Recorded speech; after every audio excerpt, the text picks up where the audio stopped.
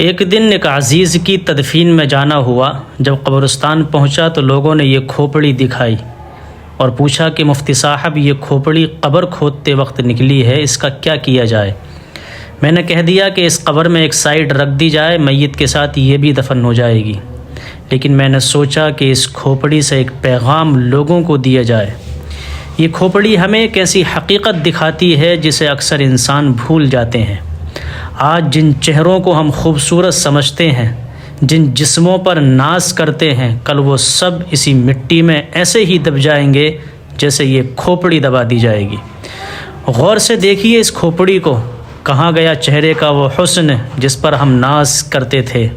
جن آنکھوں سے ہم بدنگاہی کرتے ہیں، غلط چیزیں دیکھتے ہیں، جس زبان سے ہم دوسروں کی غیبتیں کرتے ہیں، گالیاں دیتے ہیں، فحش باتیں بکتے ہیں، جن کانوں سے ہم غلط سنتے ہیں، جس دماغ سے ہم دوسروں کے خلاف پلاننگ کرتے ہیں، جس پیشانی پر ہمیشہ بل پڑا رہتا تھا، کبھی خندہ پیشانی، سیدھے منہ ہم نے کسی سے بات نہیں کی، جس سر کو ہم فخر سے بلند کر کے چلتے تھے، آج وہ سب کچھ مٹی بن گیا۔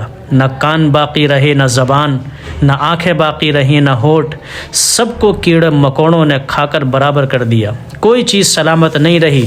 قبر میں اگر کوئی چیز باقی رہے گی تو وہ صرف ہمارے اعمال ہوں گے۔ اس لیے ان کانوں سے غلط چیزیں مت سنو، آنکھوں سے غلط مت دیکھو، زبان سے غلط مت بولو، دماغ سے غلط مت سوچو، اپنے دل کو نرم رکھو، انسانوں سے محبت کرنا سیکھو، آخرت کی تیاری کرو۔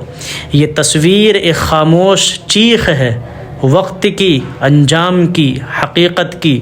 یہ کھوپڑی جو کبھی زندہ تھی، مسکراتی تھی، کسی کی امید، کسی کا پیارا چہرہ تھی، آج یہ مٹی میں لپٹی ہے، خاموش، بے جان اور وقت کے تھپیڑوں کا نشان بنی ہوئی ہے۔ یہ منظر دل کو ہلا دیتا ہے اور پیغام دیتا ہے کہ ہم بھی اسی راستے کے مسافر ہیں، لہذا آج ہی سے نیکی کے بیج بو دو تاکہ آخرت میں راحت اور آرام کا پھل کاٹو۔